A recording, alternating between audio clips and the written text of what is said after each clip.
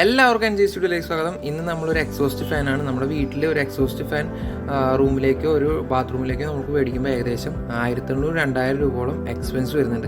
അപ്പോൾ അത്രയൊന്നും ചിലവില്ലാതെ ഏകദേശം ഒരു 200-250 രൂപയുടെ ഉള്ളിൽ ഒതുങ്ങുന്ന ഒരു എക്സോസ്റ്റ് ഫാനാണ് നമ്മളിവിടെ നിർമ്മിക്കുന്നത്. അപ്പോൾ അതിന് വേണ്ടിയിട്ടുള്ള മെറ്റീരിയൽസ് ഞാനിവിടെ കൊടുത്തിട്ടുണ്ട്. നിങ്ങൾക്ക് നോക്കിയാൽ അറിയാം. ഇവിടെ വയറുണ്ട്, 12 വോൾട്ടിൻ്റെ 2 DC ഫാൻസ് ഉണ്ട്, അതുപോലെ തന്നെ 12 വോൾട്ടിൻ്റെ ഒരു AC DC കൺവേർട്ടറുണ്ട്.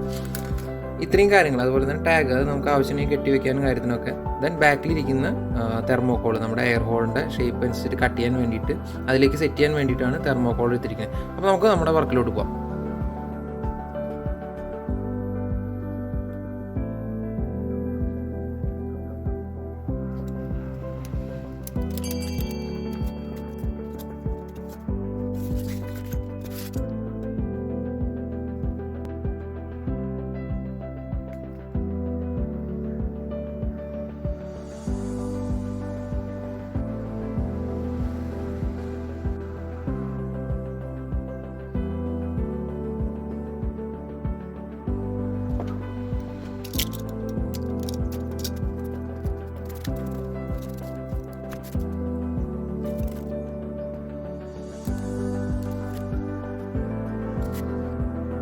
അങ്ങനെ നമ്മുടെ വർക്കുകളൊക്കെ കഴിഞ്ഞു. ആ തെർമോക്കോള് എയർ ഹോളിന്റെ ഷേപ്പിൽ തന്നെ കട്ട് ചെയ്തുകൊണ്ട് തന്നെ വേഗം തന്നെ നമുക്ക് അതിലോട്ട് സൂട്ട് ചെയ്യാൻ പറ്റി.